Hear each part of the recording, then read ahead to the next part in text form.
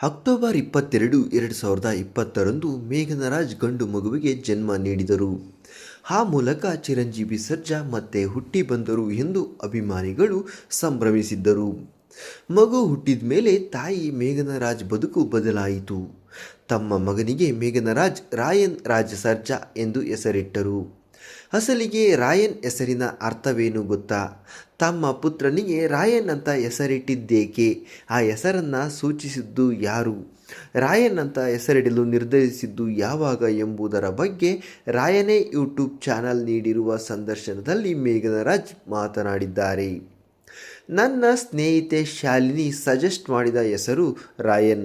ಮಗುಗೆ 3 ತಿಂಗಳು ಇರುವಾಗಲೇ ನಾನು ರಾಯನ್ ಹೆಸರು ಇಡಬೇಕು ಅಂತ ನಿರ್ಧಾರ ಮಾಡಿದ್ದೆ ಎಂದಿದ್ದಾರೆ ಮೇಘನ ರಾಜ್.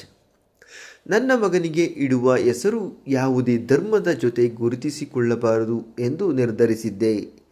ಜನ ನನ್ನ ಮಗನ ಹೆಸರು ಕರೆಯುವಾಗ ಅಲ್ಲಿ ಧರ್ಮ ಬರಬಾರದು.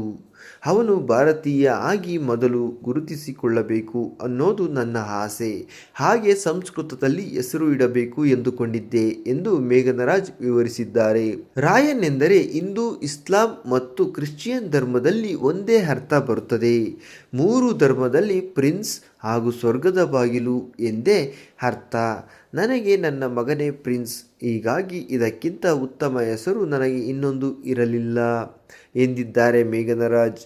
ಇನ್ನು 2ನೇ ಮದುವೆ ಬಗ್ಗೆ ಕೇಳಿದ್ದಕ್ಕೆ ನಾನು ಮದುವೆ ಆಗುವುದಿಲ್ಲ ಅಂತ ಹೇಳಲ್ಲ. ಎಲ್ಲದಕ್ಕೂ ಸಮಯ ಬರಬೇಕು. ಪ್ರತಿಯೊಬ್ಬರಿಗೂ ಒಬ್ಬ ಸಂಗಾತಿ ಬೇಕು. ಹಾಗಾಗಿ ಆ ಸಮಯ ಬಂದಾಗ ಯೋಚಿಸಿ ನಿರ್ಧಾರ ತೆಗೆದುಕೊಳ್ಳುತ್ತೇನೆ ಎನ್ನುವ ಮೂಲಕ 2ನೇ ಮದುವೆ ಬಗ್ಗೆ ಪರೋಕ್ಷವಾಗಿ ಒಪ್ಪಿಗೆ ಕೊಟ್ಟಿದ್ದಾರೆ ಮೇಘನಾ. ಮೇಘನಾ ಅವರು 2ನೇ ಮದುವೆ ಆಗಬೇಕಾ ಬೇಡವಾ? ಮೇಘನಾ ಅವರ ಈ ನಿರ್ಧಾರ ಸರಿನಾ ತಪ್ಪಾ? ಕಮೆಂಟ್ ಮಾಡಿ ತಿಳಿಸಿ.